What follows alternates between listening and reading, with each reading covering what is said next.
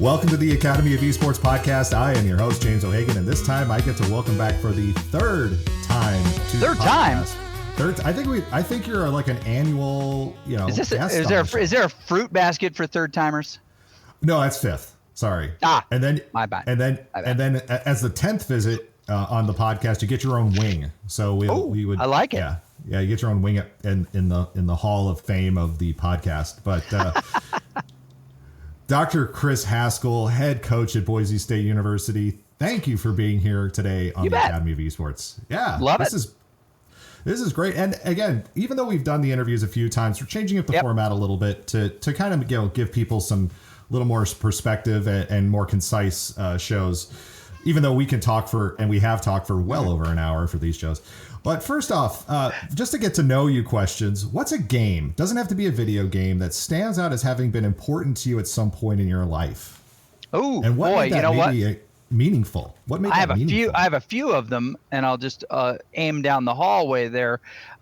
We've got the timeline of my favorite games. We've got Space Invaders 1978. I've got a 1979 Asteroids Cabinet, 1980 Pac-Man, and an 81 Crystal Castles that we keep here in the arena. And those are important games to me. First, social game. Watching bigger kids do really well, trying to learn what they were doing. Social in the same way. You put your quarter on the bezel, you're next, and then you try to do what they taught you. Did you ever have a quarter stolen off of a cabinet? Not that I remember. Because the quarters to me were so important. I remember the one time some girl came in and just stole my quarter off the cabinet, and it was like a big deal. Like that was something huge. Yeah. That got stuck in my brain. But yeah, you're right. The social contract of.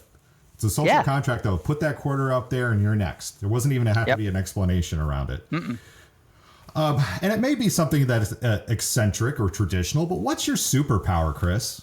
What if you had a superpower? What do you do better than most people, or what do you wish you could do?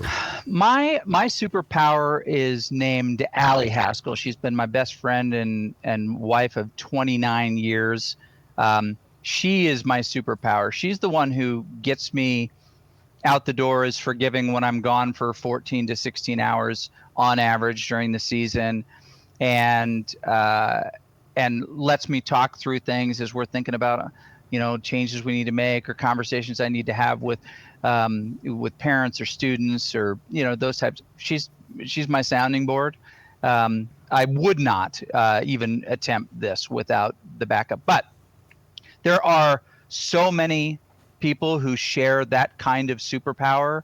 I mean, I think of Chris Turner's wife, Ashley. She's unbelievable. I think of Kevin Reap's wife, Jacqueline. They commit so much to these kids that no one ever notices. It's the willingness to go to the social event without you. It's the willingness to run down and have lunch in between a couple of matches, just so you can be together that day. It's the willingness to, help you pack before you go on another trip. It seems like you just got back from one. Without an amazing partner, I think there's a lot of us that couldn't do what we do. Does yours see things that you don't necessarily see right out the gate? Yes.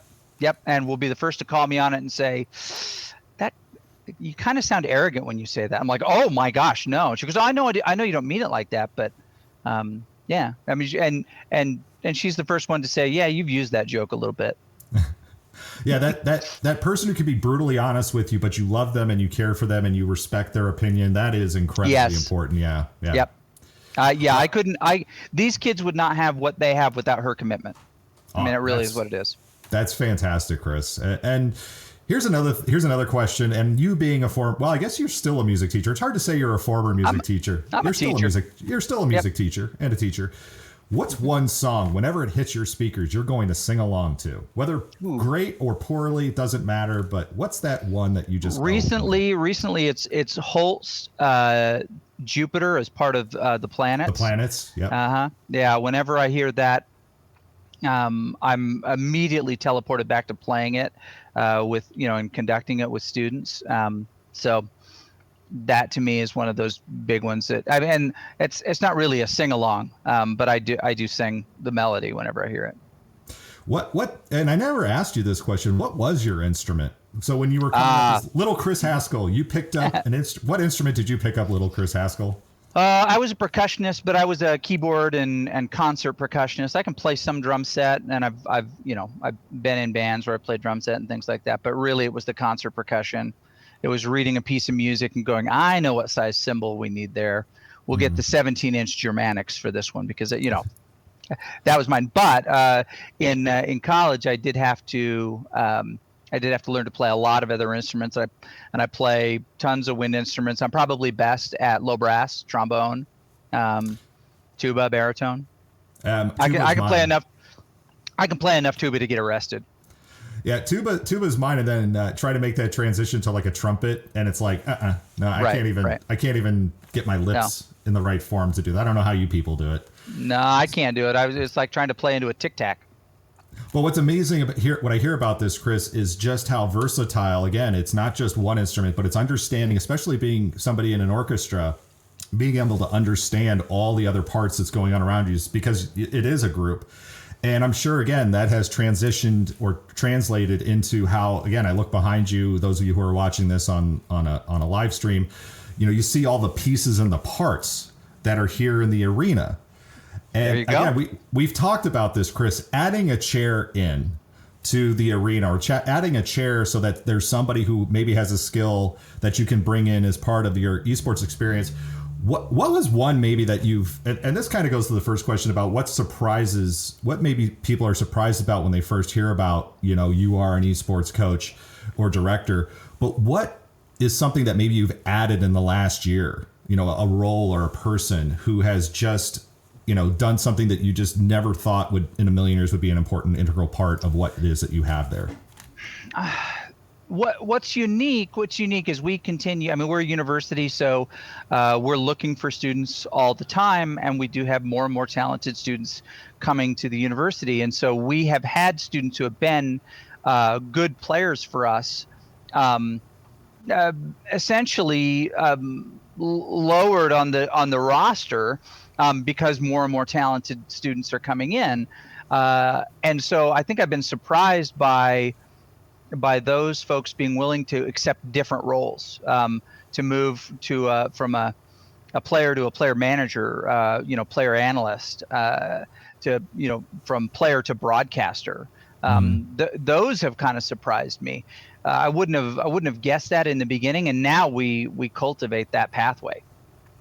So it's not, because I know some programs, especially when you bring in or recruit players, there is a sense of ego there. There is a sense of and there should, we hope there will be too, right? And we want them to be competitive. At the core of what we do, it's competition, and we learn through competition. And sometimes when you perform poorly in competition against teammates, you feel bad, but that's okay, as long as you know that that's not how you're defined. That's just a moment.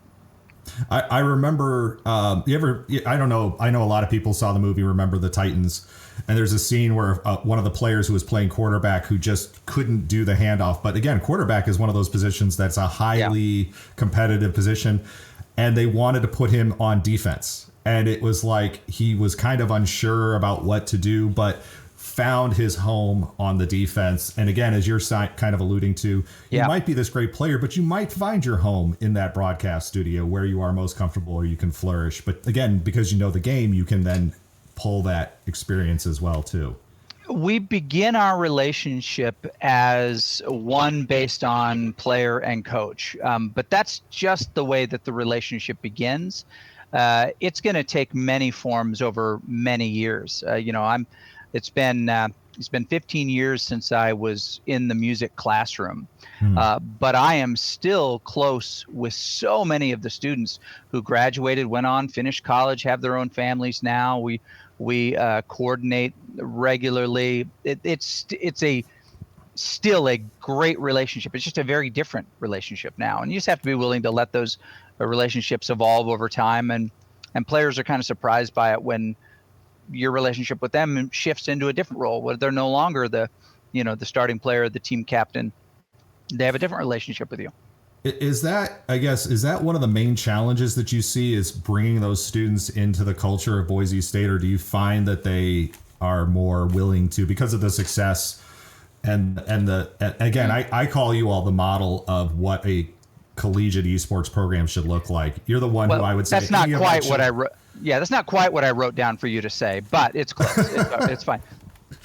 But it feels like, again, when you're bringing students in, is it a challenge for you to get them acclimated to that culture? Because again, a lot of, I see K-12 programs that are so game specific, but don't really go into all the other nuances of everything. Or again, egos, while yes, important for competitive play, necessarily don't always get checked at the door, especially at a high school level. Do you find that that's a challenge helping to onboard kids into culture? Culture is deliberate, right? There's a great quote. You either how's it go? Essentially, it's you either you get the culture you build, or the culture that you accept, right? And so we have to build culture. And when people are like, oh, that sounds great. What's culture? Actually, culture is a very specific set of shared beliefs. Give you an example. Talked about it. We believe that competition is at the core of what we do. We compete internally. We compete with ourselves. We compete as coaches to be better coaches with ourselves. We compete and test that strategy against other schools. But it is never about who is on top. It is simply a tool for personal improvement. Competition is at the core of what we do. Kindness and respect is part of this value. Well, it's wonderful to say those things. You can put them on a poster, but that's where it'll end unless you teach it regularly. We use the Tim Kite philosophy a lot around here of above the line. Above the line behaviors are those that where you accept responsibility, you take accountability, and you focus on solutions. Below the line is blame, complaining, defending, or deflecting. All those BCD behaviors. So for us, we, at the beginning of every semester, teach the above the line philosophy. We talk about and collectively build our belief system, and those have changed over time as we've seen things happen at Blizzard and at Riot and some very ugly cultural things that are happening. We continue to modify our values that guide our behavior. So that recently I received some criticism for backing out of a panel. But that panel was all white men. And I had encouraged them a number of times. We really need to increase the diversity here. There's a lot of women. There's a lot of people of color whose voices should be in here. And that was, well, that's hard. We don't know those people. We can introduce you. We can do some of those things. And in the end, they were, they're like, well, we're full. And I said, well, let me create a seat then. That isn't my belief system. That's our belief system, right? Or and should be. I say ours as in Boise State's. That's what the students and the coaches and I have developed as our belief system, right? If the first person to make change is us, and if we see change that needs to be made, we make it. We have essentially a set of responses. They're part of the Tim Kite philosophy, but we call basically they're the R's, and we have them even as emotes in our Discord. R1 is pause, and these are ways that you can respond to things that you don't like or that are uncomfortable. How do you respond to things that's not blaming, complaining, deflecting? Number one is you pause. If you don't have an answer, you just wait to respond, right? Number two is basically get your mind right. Change your mind, make sure that you're thinking in the right way. If you can't respond above the line, then you got to get your mind right.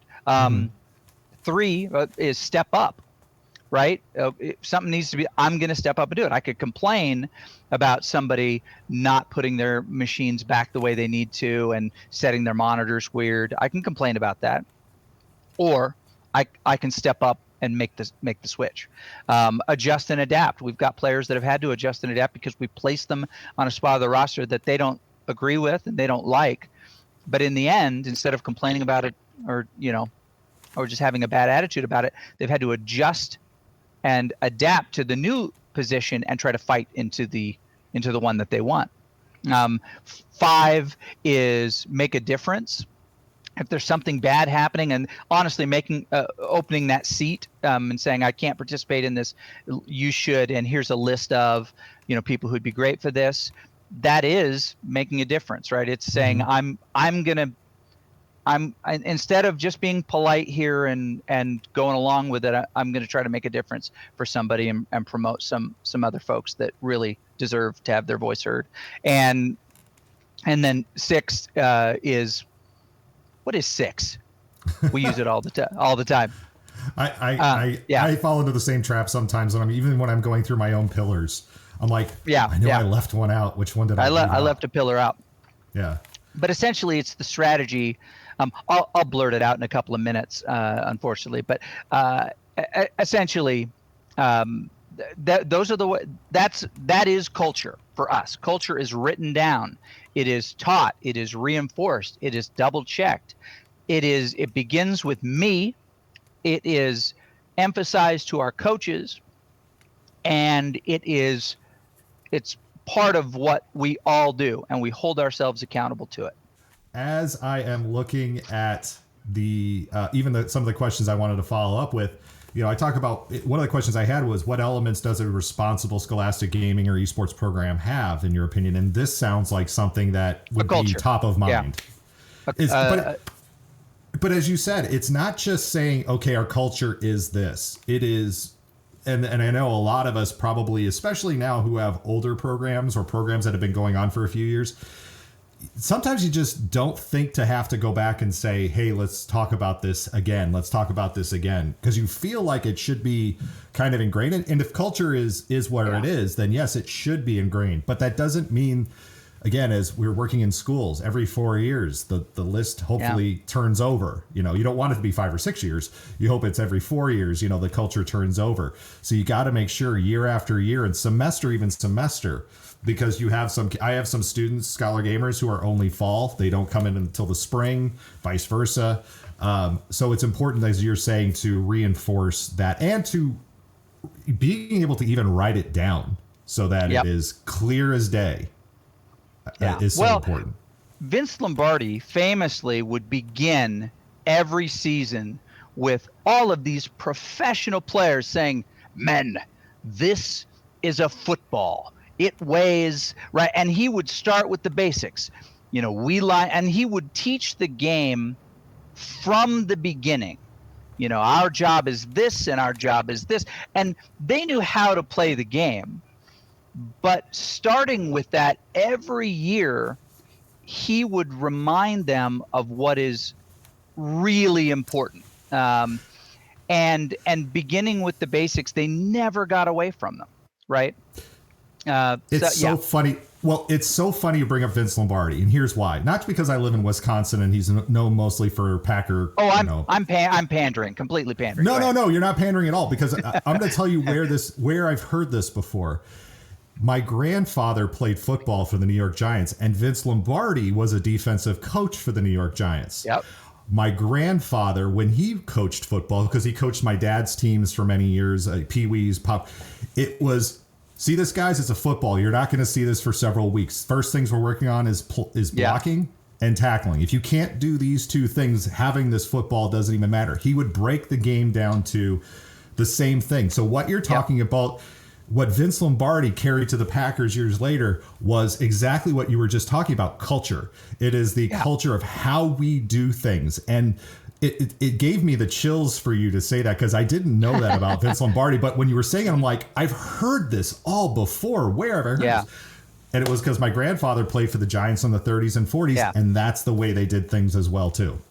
And he would break things down, and there are lots of, John Wooden did this, Mike Krzyzewski, with his period of excellence and all that. All of those things. But really, I mean, John Wooden famously sent Bill Walton away because his hair didn't look appropriate. Now, that sounds petty, but for John Wooden, there was a culture that he was meant to belong to.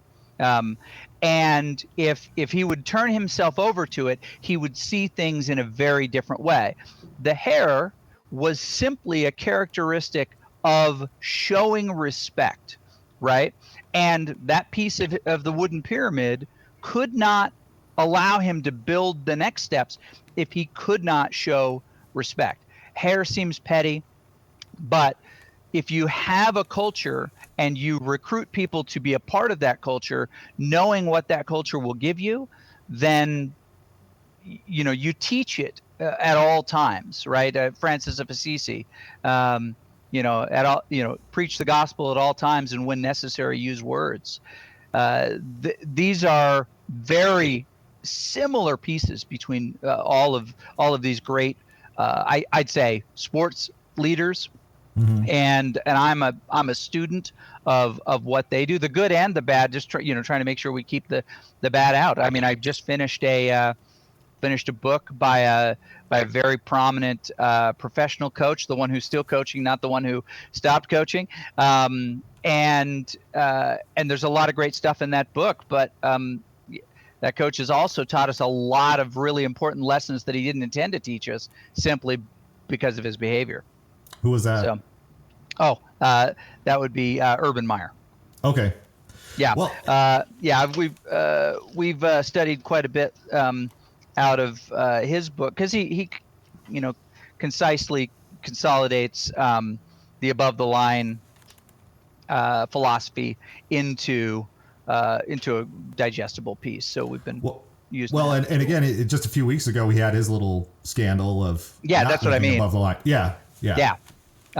But to his credit, he followed his own teaching, which was to go to the people and tell them what he did, which was essentially that, I've let you down, and here's how I'm going to change it. He really took to heart the R3, which is to step up, right? I'm going to step up and do something different. Well, and I know that, again, you talked about how, using the Wooden example, also a Purdue grad, my alma mater. But, that is an interesting piece, because I know that esports culture is a little different. We do celebrate the outlandish, we celebrate the differences, we celebrate those things. But where I'm starting to see some, and I call it a schism, and I've talked about how K-12 is very different than collegiate. Even if you go into the K-12, the elementary experience versus the middle school experience versus the high school experience, those should all be very different. But I still see this as our culture still in this, this collegiate space. Again, we're talking about adults versus kids, and there's, I don't want to say it's dangerous, but there's the treating of the K-12 space like the collegiate space, where you have adults, where you are dealing with not just teenagers or young children, but you're dealing with adults. Even conversation is different. Trying to set the culture at the K-12 level is very different, because while certain things like language or certain styles of dress or certain ways of expressing are maybe not appropriate at a K-12 or in a scholastic program at a K-12 level, there is a lot of differences. And I'm starting to see them kind of bleed together, when really we should be talking about them separately. Do you see it kind of the same way? Most of the time when I sense something that's not in alignment with what we believe, it allows us to create a conversation, right? They're just rules work the same way. Rules are opportunities to create a conversation, not hard and fast. Well, I mean, they are hard and fast, but they're not set up like a sprung trap to punish. They're not a bear trap, cranked down with 500 pounds of force distributed over X amount of inches, release in an instant, snap together. That's not what a rule should be. But it should cause us to pause and then discuss it. A great example is we limit our students to 20 hours a week of competition, team meetings, and team practice. Mhm. And we encourage them to not overdo more than 10 additional hours in their personal play. Well, we track all of their play, and we'll have a student who violates that and plays late into the night, plays till 4 or 5 a.m. on a school night, skips class the next day. That is a rule that will get you some bench time, take you Sure. out of a starting lineup. But unlike it's not a sprung trap in that sense where we're trying to catch them. Um, Mhm. it's a reset. What's going on? What's going on in your life? What medication change? Oof, we gotta find a way to get it, because I'll tell you, you're living the vampire life's not going to work for you. You're going to struggle. I've known a lot of it's an opportunity to to offer support. To Um, teach. yeah, when those We're rules still get, teachers. it's true. Final question for us today, and this is one that is starting to crop up more. It's definitely in the collegiate space, but it's starting now to even happen at the K-12 level, especially in the high school divisions. Corporate sponsorships. So, Yes. Especially now that people are literally signing away their media rights to their intellectual property. They're signing away their media rights to their team competitions, access to their students. Learfield Communications, as example, is one of the big ones. And I know in talking with you, you turned down a deal with Learfield. And again, Learfield is no small potatoes. This is one of the most major corporate broadcasting companies in the world. They do the Super Bowl. They do a lot of the bowl games. What made you not want to pursue that agreement with Learfield, for example? You bet. Well, and just to be clear, a company like Learfield contracts with you to be the exclusive rights holder to your property. This is really common in college sports, where they'll license and be the official licensor and sell what's called inventory um, for a football or basketball program, right? So they'll sell the stadium inventory. They'll sell, where possible, banners and commercials and things like that to all your people. They take their cut, and typically Learfield contracts with you for X amount of dollars per year for so many years, right? In esports, we're one of the only programs that has quantifiable inventory. I can describe exactly what our broadcast, our arena, our real estate based inventory looks like, but most programs can't. And without that valuation, they get offered a deal. We'll sign with Learfield for X amount of years, and we'll give you 55% of everything we sell. Well, that's not a specific amount of money. But for many programs, the reason they accept that, football or esports or otherwise, is because they don't have a staff to sell that. It's usually one person, maybe one person with a couple of part-times. You've got a couple of bigger programs that actually have staff. Dan Clark at Maryville has a staff. I have a staff here. There are schools that have staffs, but there are also some big schools that have very small and very part-timey staff. Mizzou, Kevin Reap at Mizzou, it's a great program, but they don't have a lot of. My point is, the reason people sell their rights is because that is a revenue source in the absence of you having the ability to do that. However, it is profitable for Learfield to do something like that because they recognize how that's going to work. So it has to be an agreement that you enter into, understanding what you are surrendering is not less than what you're gaining from it. And I wouldn't say that Learfield is preying. While 60 Minutes has done bits on Learfield in the past, they do have a legal business model, and people elect to use it. We said no, because we didn't feel like they had a good understanding of what our inventory was and that they could even sell it. And this was 3 years ago. They also offered another university of our ilk at the same time. I won't say who that is, but we talked quite a bit about that at the time, the other director and I.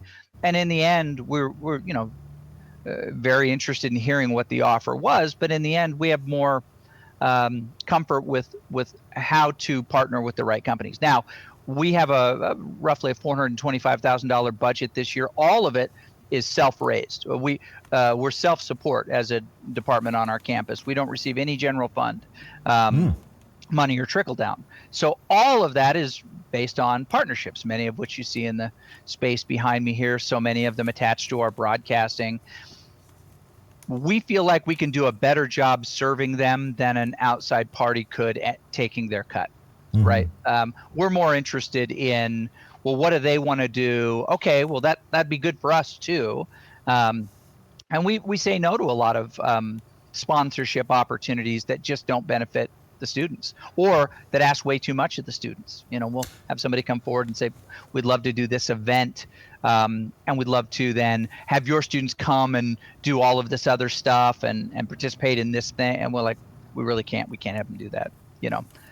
They're singularly focused on this. And we're seeing this too at the K-12 level. Even some state associations are signing these deals because, again, I think it's just education. Or lack thereof. It's lack of understanding of what esports really even is. I mean, you're a busy, as you're saying, you're a busy college athletic director or a high school athletic director, and somebody comes in and says, hey, we're willing to offer you money for the intellectual property and broadcast rights for your teams. It sounds like, oh my gosh, thank you for asking, but again, as you're saying, if it's not benefiting your students, if it isn't, increasing your revenues, if it isn't helping support your program, then you're just losing out on this. Again, they're taking their take and that's it. Correct. Some of these, I think to a certain extent, as long as the experience is not spoiled by an outside sponsor, that we're going to have a period of time where we do this and we don't like everything that we see or get. And that will help to inform what it will become at some point. But we're never going to stick the landing on the first attempt, right? That's just true of anything new, any new merger. As you were talking about this, I think of, Coca-Cola wants to put a machine in our treehouse, right? We're like, well, that's not really kind of what that treehouse is about. It's the club. It's this, it's this kind of cool kid. But it would be nice to have, cold soda up there. And if they're willing to do that thing, but we know that it's going to change it. We know that it's going to change the vibe of it. It just takes thoughtful people to really consider and talk about the implications of this thing and ask for modifications, right? I think anybody who's looking at we want to sponsor this thing that you do, or we want to be the official of the Missouri High School Esports Association, and I know Tony well, they have a big sponsor to come in. He's going to ask that question and counteroffer. Well, that's generous of you to do that, but to do that, we'd really need you to also do this, right? Look to sweeten it. It has to be better for the students. And if you've got people who are openly discussing it and coming back to whatever your cultural identity is, what do we need to do to make this better for the students? Then I think you're going to land on something that will be beneficial, even if it's not the full amount of money. If you're going to hire someone to sell your inventory, you're going to pay that person. I'm not saying Learfield couldn't do that better or worse. It's just that you just have to recognize everything that's going in. A Learfield might be able to bring in a bunch of big sponsors that you wouldn't have access to otherwise because they only deal with the big companies, right? Sure. But now your arena has a Mountain Dew logo in it, and you guys get 10 cases a semester and a check for $1,500 or something like that. That may be a benefit. I'll take any calls from Mountain Dew if they want to have a chat. No, but you get the idea. There may be opportunities. We have a Red Bull fridge in our arena that they just dropped off and continue to drop off content. We don't have a formal agreement with them. But there are benefits to the students who like that and would normally purchase that as a drink. But they don't claim us as an official anything, and that was part of the agreement. But there are benefits to our students as long as we choose to make that. But if there's anything that we don't like about that relationship, we'll pull that piece out, and we don't have any long-term commitments. But all of that was because we were eyes wide open in the beginning, saying, here's what we're willing to do, here's what we're not willing to do. So, and I see that as well too. I know that again, as you're talking culture, because it's still all of these conversations, all these questions you're talking about comes back to culture, where especially at the K-12 level, we're trying to promote the health benefits of esports again to children. And again, we don't want to indoctrinate them into, say, a Mountain Dew or a Red Bull type of lifestyle, if you will.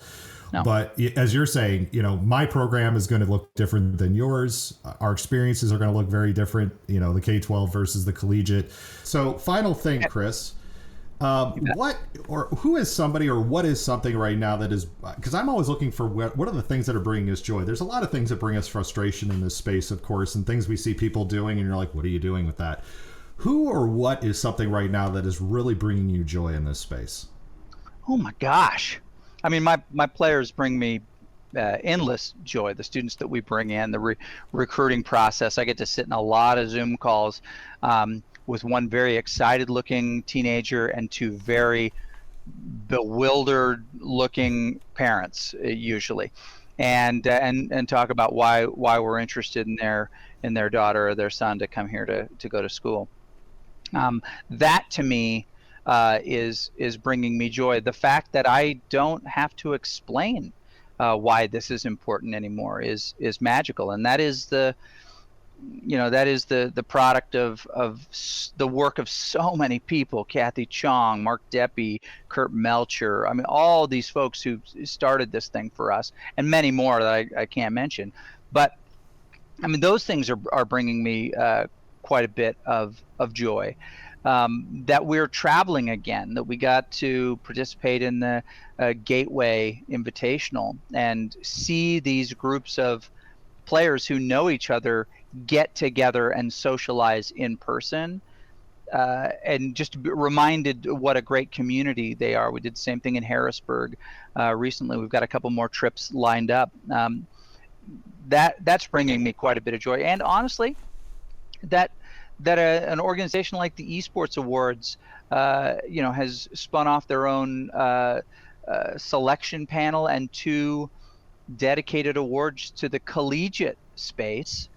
And I expect that that's going to happen in the scholastic space as well, that these great people are being recognized, that great organizations like NACAD and others are singling out people worth knowing about in those spaces. It's wonderful to see awards recognizing the good work of people in this space. I've been a big believer for a long time that the existence of awards helps to solidify the value of a group of people and what they do, because if they can selectively identify who among us we revere and have respect for, it edifies the entire discipline, the entire occupation. Well, Dr. Chris Haskell, this has been a great third go around. So if people want to, I'll have linked in the profile the previous interviews that I did with Dr. And it's like a time travel, because again, we're going back to pre-pandemic. And then in the second interview, I think we talked about where you were at in the pandemic and still trying to run a program completely remotely. And now, again, hearing the joy in your voice of being able to, again, travel to get your students, your Scholar Gamers all back together. Dr. Chris Haskell, this has been great. Thank you for giving up your time, and wish you the best. You bet. You rock. We'll chat soon. Thank you. Take care. That will do it for this week on the Academy of Esports. I've been your host, James O'Hagan. Esports are organized competitive video games allowing schools to redefine their athletic culture, diversify opportunities for student participation, promote good physical and mental health, increase collegiate scholarship pathways, and play games. We can never forget the importance of play. The mission of the Academy of Esports is to support these ideals. The vision of the Academy of Esports is for all students to experience the fun and joy of playing competitive video games. You may follow me on Twitter @Jim O'Hagan. That's @JimO'Hagan. and through the Academy of Esports account at TAO Esports. It's a great way to get the latest blog posts, podcast episodes, and news coming out of esports and education. And remember, you can continue your engagement by going to www.taoesports.com. You can also connect through Facebook at www.facebook.com/TAO Esports. Thanks again for listening, and I look forward to our time again next week.